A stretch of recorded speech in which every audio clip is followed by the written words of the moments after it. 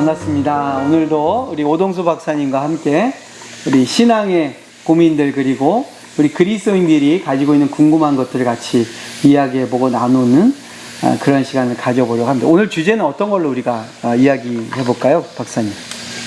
우리 안식일과 주일 예배? 네. 네. 또 우리 그리스도인들, 한국의 크리스찬한테는 주일 성수의 문제도 네. 많이 또 이야기되는 거니까요. 네. 실제 우리가 안식일 그러면 이 표현은 이제 구약에서 많이 나오고, 그렇죠. 물론 이제 신약에도 예수님과 바리새인의 논쟁 가운데도 나오는 주제인데요.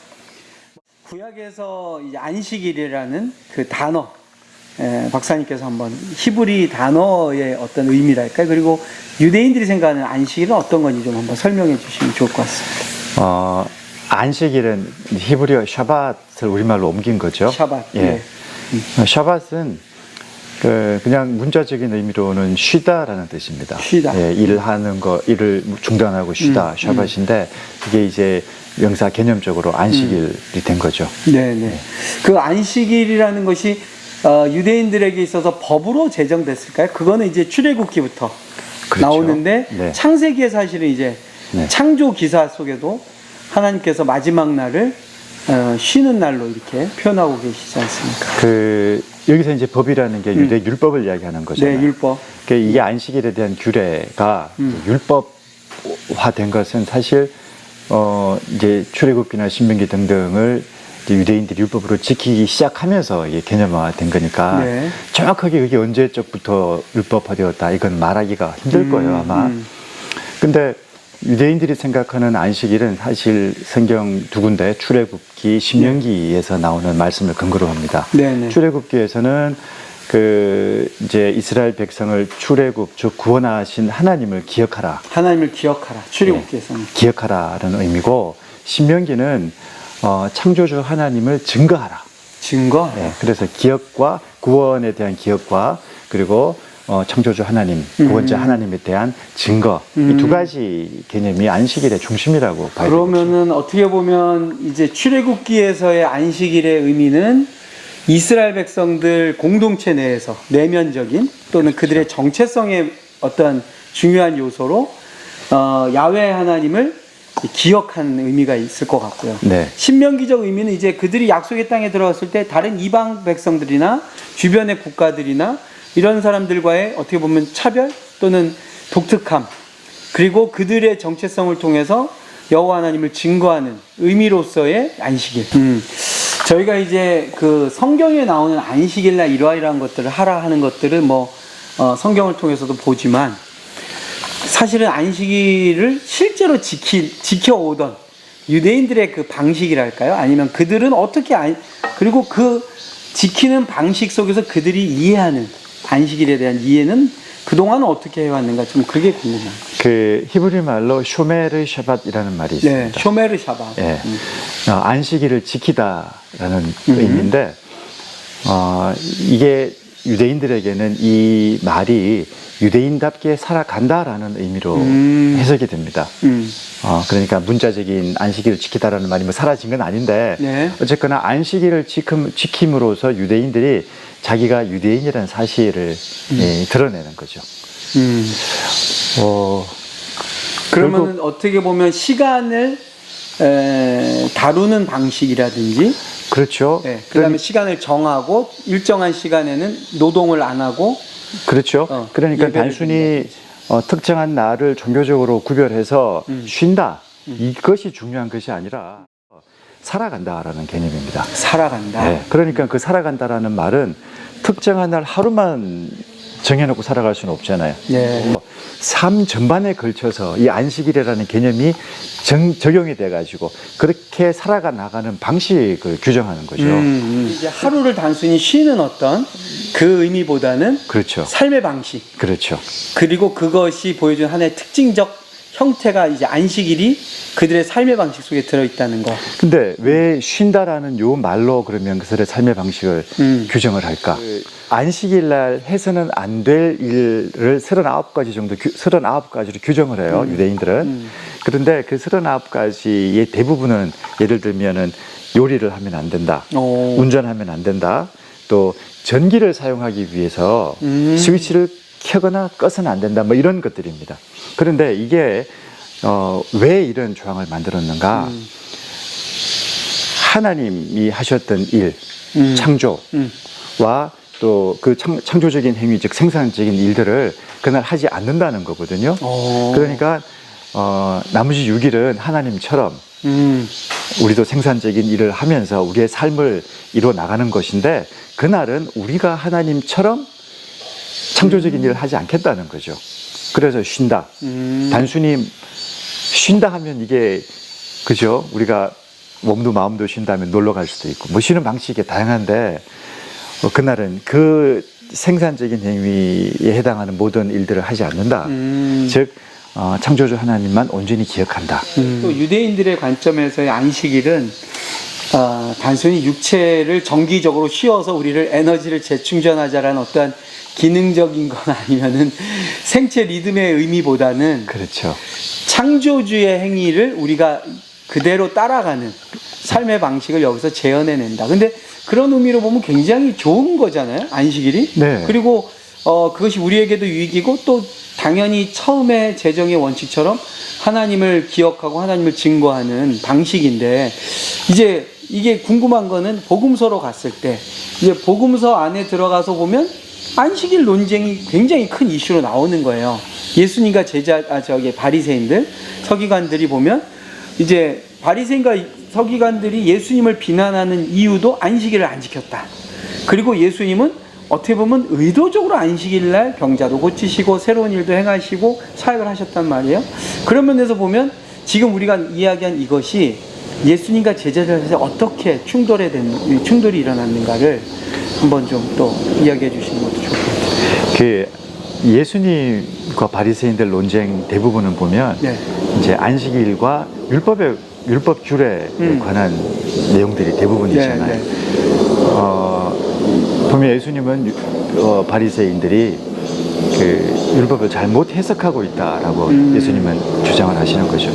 그 율법을 폐하러 오신 게 아니다라고 성경에 예수님도 분명히 말씀하셨으니까, 네. 율법 자체가 문제가 있기 때문에 내가 뭘 없애고 새로 만들겠다, 이건 분명히 아닌 거죠. 그럼 이제 문제는 그 바른 율법의 뜻을 이 바리새인들이 왜곡되게 해석을 하니까.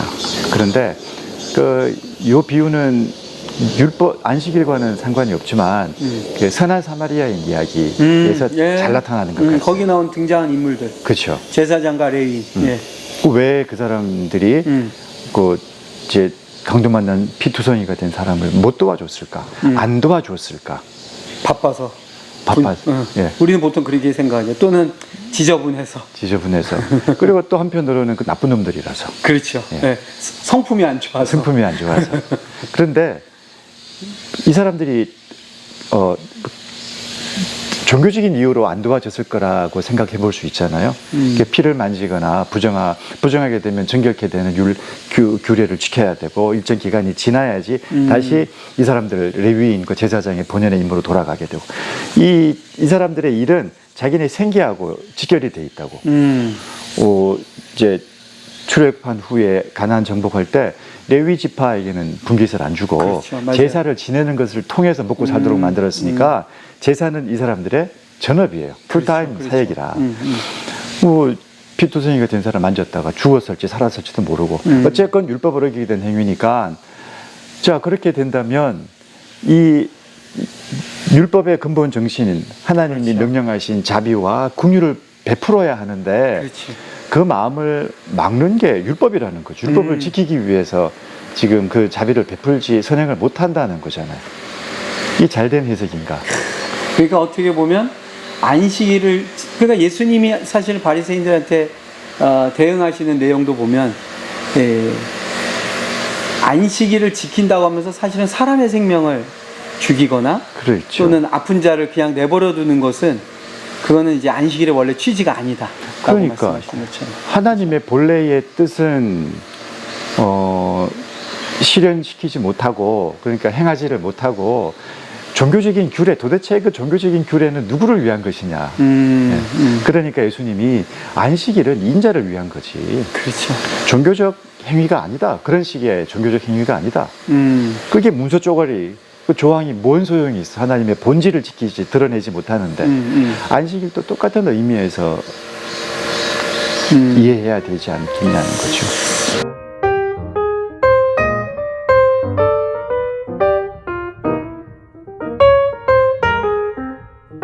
그러면 이제 그런 의미가 이제 그다음 이제 오늘 우리가 다루려고 하는 주제가요. 바로 이제 우리가 안식교가 아니기 때문에 예수 그리스도의 그 복음 그리고 십자가와 부활 사건 이후에는 우리가 어떻게 보면 율법으로서의 안식일을 지키지는 않잖아요.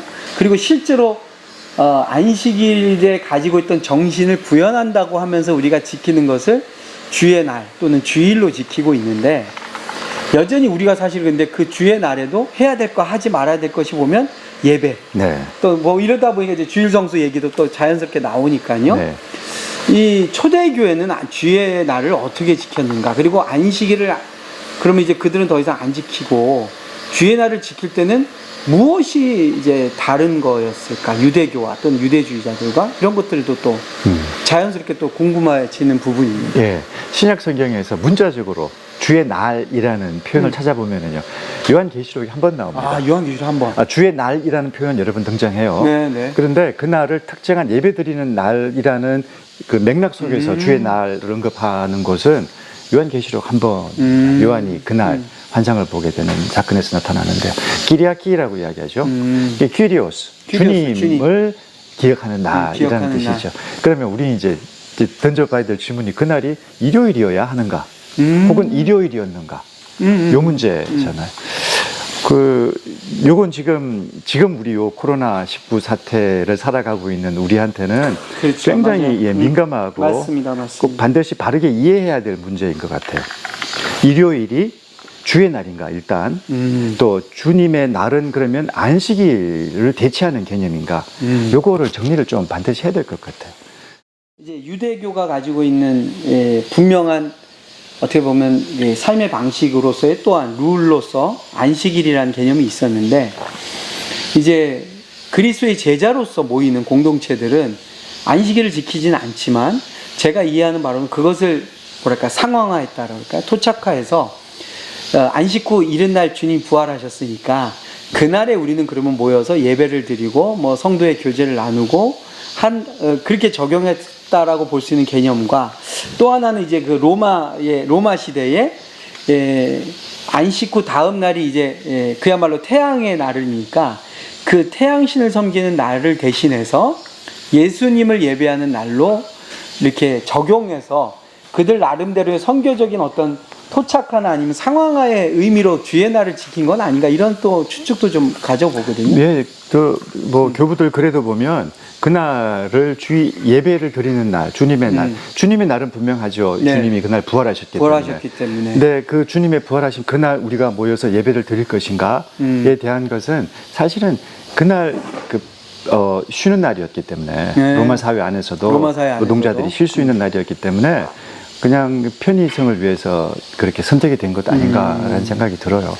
그러면 사실 우리가 주의 날에는 당연히 예배도 있지만 어떻게 보면 그게 유대교가 지키는 안식일처럼 그렇게 그날이 어떤 특별한 그렇죠. 날이라는 개념보다는 그건 아니었다는 생각이 오히려 창조의 원리 속에서 우리가 그날을 지킴으로써 하나님을 기억하고 그 다음에 하나님을 증거하는 어떠한 하나의 상징적, 그리고 그러니까 예수님이 오기 전까지 예수님이 성취한 그 주님의 날을 예표하는 거잖아요. 네, 그렇죠. 근데 예수님이 오셔서 이 땅에 오셔서 그 날을 몸소 이루어내셨기 때문에 이제 굳이 한 날을 통해서 그 날을 짐작할 필요가 없어지게 된 거잖아요. 그렇죠.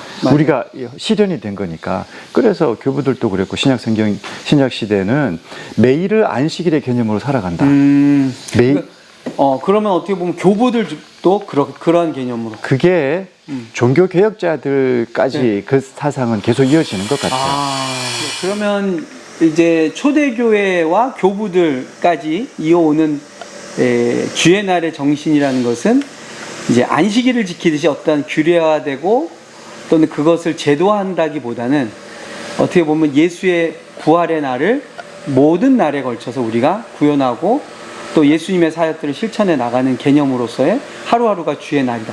이런 개념이 근데 초대교회 이후에 교부 시대를 거쳐서 근데 왜 중세 시대 가면 다시 그 주의 날을 주일을 마치 우리가 지금 한국 교회가 얼마 전까지 하던 것처럼 그날은 이거 꼭 해야 되는. 근데 그 꼭 해야 되는 것 중에 하나가 뭐냐면 예배거든요. 그렇죠. 예배도 성인이 되면 본 예배 또 우리가 대예배라고 말한 11시 예배를 지켜야 마치 주일을 잘 지키는 그게 것처럼. 진짜 예배고 나머지는 네. 가짜라고 할 수는 없지만 어쨌거나 뭔가 뭔가 좀 떨어져요. 부족해. 급이 떨어져요. 오후 예배 뭐 그러게. 이러니까 이게 중세도 사실은 그런 의미로 미사가 계속 되었던 거 아닌가요? 토마스 아퀴나스라는 인물이 등장하면서 아 여기 이제 중요한 중세 12세기에 네 12세기에 12세기죠. 예. 그 사람이 또 그분이 법을 전공하신 분이잖아요. 그러니까 교회 안에다가 법 만들기를 좋아하셨던 것 같아. 물론 그 전에 주일날 예배를 드리고 주일을 안식일처럼 그렇게 지켜야 한다라는 의견은 있었습니다. 네. 완전히 없었다가 새로 생긴 건 분명히 아닌데, 근데 이분 덕분에 이게 이제 우리가 지금 오늘날 생각하는 주일 성수란 개념이 확실하게 확고하게 된 것 같아요. 그렇다면 루터나 칼빈의 종교개혁 시대에 오면 그것을 극복하려고 하는 움직임이 아닌 있었잖아요. 그런 사상이 있었나요? 예, 분명히 오히려 칼빈보다 루터가 조금 더 극단적이고 극렬했던 것 같아요. 그러니까 그분들이 주일날 예배를 드리지 말자가 아니라 네. 주일을 유대인의 안식일처럼 생각하는 이런 그건 잘못된 아니다. 습관을 이거는 강력하게 배격을 했던 것 같아요. 그리고 이분들이 주장했던 것이 매일을 안식일처럼 살자, 매일을 예배하는 날로 살아야지, 사실 특정한 한 날을 정해놓고 그것도 안식일을 대체하는 개념으로 이것은 강력하게 거부했던 것 같아요. 그런 면에서 보면 우리가 주일에 예배를 드리는 것을 거부하거나 하지 말자는 게 아니고 우리가 어떻게 보면 사실은 우리 한국 사회도 근대화 되기 전에는 쉰다라는 개념이 이렇게 정기적으로 쉬는 날이 없었잖아요. 그렇죠? 그죠? 네. 그냥 여름에 더울 때 좀 쉬고 겨울에 농한기 때는 그냥 계속 쉬고 이랬는데 어떻게 보면 이제 규칙적으로 일을 하고 쉬는 것이 반복되는 그런 것들이 들어오게 된 배경 속에는 당연히 뭐 근대화도 있지만 기독교 복음이 들어오면서 어떻게 보면 예배를 드리는 날과 쉬는 날로서의 개념도 있었는데 이제 그것이 또 하나의 어떻게 보면 제도나 법으로서가 아니라 어떻게 보면 이제 하나님의 백성으로서의 삶의 특징이면서 원래 율법과 안식일을 주신 하나님의 우리를 향한 기대처럼 하나님을 기억하고 그리고 하나님을 증거하는 방식으로서의 주일을 지켜나가는 모습. 저도 어렸을 때 네. 주일날 부모님 손잡고 교회 가고 그날은 또 좋은 옷을 입어야 되잖아요. 네. 토요일 되면 어머님이 주일 헌금을 위해서 맞아요. 그렇죠. 다리미로 지폐를 다리시잖아요. 100원짜리 이렇게 다려주셨어요. 네. 그날은 그래서 특별한 날이고 거룩한 날이고 또 그날은 일을 하면 안 되니까 공부도 하면 안 되는 거니까 맞아요. 쉬어야 네. 되는 날이고. 맞아요. 시험 때 보면 밤 12시 지나서 공부하고 막 그닥 공부 열심히 하지도 않으면서. 근데 사실 그게 굉장히 좋은 추억입니다. 저희한테는. 맞습니다. 문제가 이렇게 좋은 추억이 왜 이게 자꾸 이 색깔을 바래는가 생각을 해보면 차별, 이걸로 거룩함을 구별하려는 이 우리가 비난하는 율법적 의식들이 굉장히 강하게 작용하는 것 같아요. 왜 그렇게 됐을까? 어떻게 보면 우리가 영어식으로 말하면 이걸 뭐야 difference라고 그러잖아요. 네. 그러니까 예수 믿는 자들이 이 세상 사람들과 다르다라는 것이 구별되고 참 독특한 삶의 방식으로서 하나님을 증거해야 되는데 그게 아니라 유별나고 또는 차별적인 어떤 행동을 함으로써 다른 사람들을 배격하거나 다른 사람을 공격하는 대상으로 쓰라고 이걸 주신 건 아닐 텐데 말이죠. 그러게. 그렇죠? 그러니까 차별이라는 말이 참 중요한 것 같아요. 그러니까 이 가치를 가지고 높고 낮음을 나눠버리면 문제가 되는 거지. 그렇죠. 이 주일이 갖고 있는 이 거룩함, 특별한 하나를 구별했다라는 요 기본 정신은 얼마나 좋아요. 네. 그런데 그날이 내가 더 종교적으로 우월하고 이렇게 못하는 너희들은 열등하다 이런 값으로 매겨지면 이런 문제가 생기지 않을까. 맞습니다. 지금 오 박사님과 이야기를 나누면서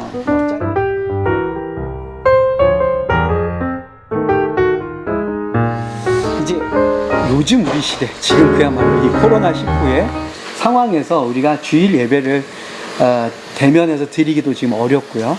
예, 대한민국이 잘 방역을 하고 있었는데 최근에 또 하필이면 우리 기독교 서클 안에 있는 특별한 한 어떠한 모임들과 또 그들의 정치적인 행위가 지금 이 코로나의 방역을 다시 한번 더 강화하는 상황이 됐기 때문에 저희가 이제 예전에 우리가 생각했던 주일의 예배나 아니면 교회에서 모이는 것들이 이제 어떻게 보면 자제돼야 되고 절제돼야 되고 이런 상황 속에서 우리가 그리스도인으로서 주일을 잘 지키는 것도 그리스도인으로서 주의 날을 살아가는 하나님 백성 어떻게 살아갈까에 대해서 이 코로나 상황에 대해 이 상황 속에서의 우리들의 적용이랄까요?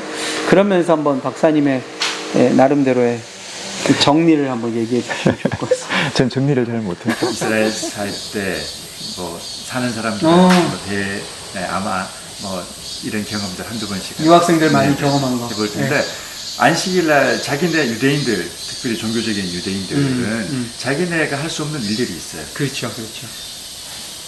가스불을 켰는데 안식일은 시작돼 버렸고 아 그럼 못 끄는군요. 못 끄죠. 돌려서 끌 수 없으니까 근처에 있는 이방인들 찾아오는데 와서는 또 불 끄달라고 이야기하면 또 안 돼요. 그것도 안 돼, 또. 그것도 그렇죠. 어기는 거예요. 네, 노동을 요청하는 거니까. 노동을 요청하는 거니까. 그러면 이제 대충 알아서 가서 이 상황 보고 이제 불 꺼주고 오고 그랬는데 왜 그러냐는 거예요. 그렇지, 맞아요. 왜 그러냐는 거예요. 거기다가 두 번째, 자기네 하면 해서는 안 되는 일이면 이방인도 해서는 안 되지. 그렇죠. 다른 뭐 윤리 도덕적인 문제도 아니고 하나님을 섬기는 일이라면 더더욱이 이런 태도에서 알게 모르게 이제 가치를 나누는 차별하는 마음이 생길 수밖에 없겠죠. 그렇죠. 이 거룩함이라는 것이 그렇게 구별이 아니라 차별에서 나오는 것이라면 그럼 명백히 잘못된 거죠. 우리 주일 성수를 지키는 태도가 정말 좋은 전통, 좋은 일들이 많은데도 불구하고 이게 혹시 이런 식으로 적용이 되면 안 되겠다. 첫 번째. 두 번째, 다른 날과 이 날도 이런 식으로 차별되면 안 되겠다는 생각이 들어요. 그래서 이제 저는 제 자신에게 이제 한번 새롭게 한번 방법을 찾아보자 해서 주는 과제인데 어떻게 한 날을 더 특별하게 거룩하게 지킬 것인가 거기에 집중하기보다는 7일 전체를 어떻게 하면 우리가 더 이전보다 공평하게 더 거룩하고 또 안식일의 본질적인 의미를 실천하고 매일을 주님의 날로 지켜나갈 수 있을까? 이 방법과 방식을 찾아보는 게 지금 우리한테 새롭게 요구되는 과제가 아닐까 그런 생각이 들어요. 저는 이제 오늘 이야기를 쭉 나누면서 저 나름대로의 정리랄까요? 그리고 적용이라는 것은 우리가 그동안은 원래 안식일이 주어질 때의 그 기본적인 정신, 여호와를 기억하는 의미로서의 우리 그리스도인들의 정체성 또 독특함은 잘 저희가 만들어 오고 지켜온 것 같은데 하나님을 증거하는 날로서의 주일은 상당히 부족하지 않았는가. 그런 면에서 이 주의 날이 단순히 이 하루만을 하나님을 증거하는 날일 뿐만 아니라 오히려 예수님께서 안식일날 병자를 치유하고 고치심으로써 이 땅에 하나님의 나라가 임하셨다는 것을 보여주신 것처럼 우리가 모든 날들 가운데 하나님을 좀 증거하는, 그래서 여호와의 날이 이 땅에 임했다라는 것을 보여주는 좀 더 확장되고 하나님을 기억하는 것을 이제 넘어서서 증거하는 삶으로서의 하루하루를 주일로 살아가는 것이 굉장히 좀 중요하다라는 그런 생각과 다짐을 좀 해보게 됐습니다. 그래서 이 정도로 이번 주제를 정리하고요.